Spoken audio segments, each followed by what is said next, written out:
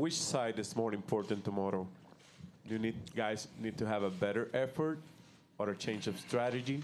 That's question number one. And question number two, what do you do as an individual to get yourself going when things are not happening the way you want them to happen?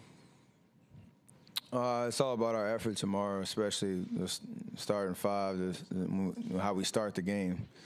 Because you assume they're going to play with the same or with the same energy as they did in Game 3. And for us, we have to, just stop that force that they played with in Game 3 and come with more effort and more focus from the jump. And I just basically stick to my preparation and my kind of mental strategy of staying within myself to get myself out of a hole and not panicking, not overcomplicating things, and not trying to psych myself out. So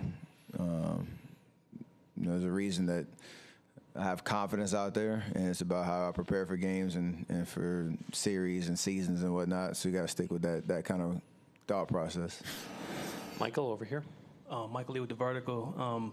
Steph, last year in the finals, it took you probably about 2.5 games to sort of figure out what was going on, what they were doing against you. I know that the first 3 games have been a bit of a struggle. Can you find any parallels between just maybe what it took you a while to get comfortable in the finals last year to maybe where you are right now? I think it's a little different because Game 1 this year, it was I just didn't make shots, and it was a kind of a different flow in that game. Game 2 was foul trouble. I wasn't out there, for the same amount of minutes that I usually am, and obviously us as a team we're clicking, and there's a lineup out there that just was basically killing, and I was able to kind of sit and watch and enjoy what they were doing. And last night was a struggle, just again foul trouble and kind of dealing with that, but also not being as aggressive as I needed to be. And I don't know what the reason was for that, and it won't be that Game 4. Coach Kerr, after the game, called the team. He said you guys played soft. How was that received in the locker room? Why do you think he said that? Because we were.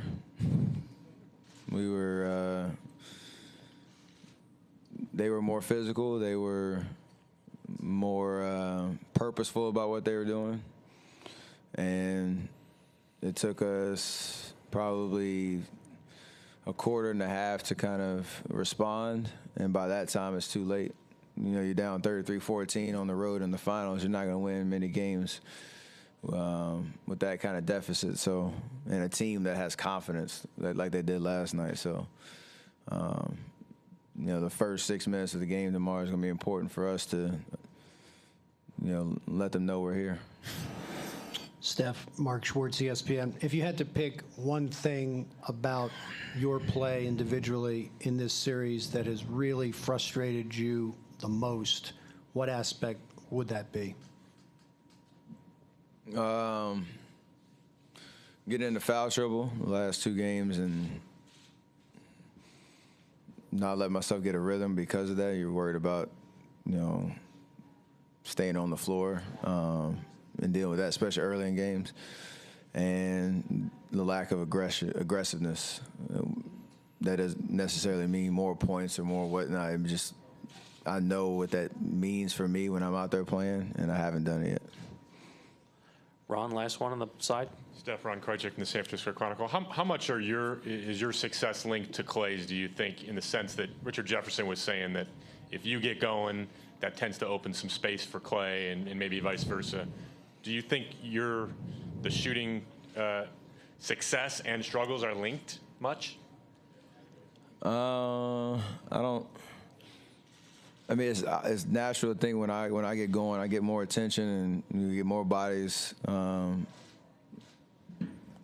of like a magnet wherever I go on the floor. And then there's open spots for other guys, including Clay, and the same. When a guy gets hot, Usually that opens up things for other players on the floor. And you obviously love to see your teammate doing well, and kind of like in the Thunder series where he, went crazy in Game 6 and kept us in it.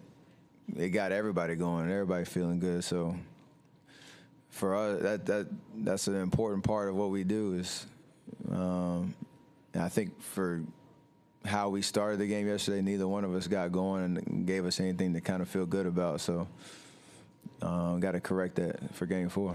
Do you guys, if I ask one quick follow-up, do you and Clay specifically feel that burden that one of you needs to get going so everybody else will kind of catch that momentum, or whatever word is right? We're usually a better team when that happens, yeah. So,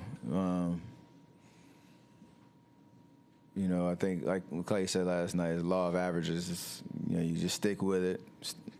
You got to play like it matters and do something about it. But I like our chances of being able to figure it out.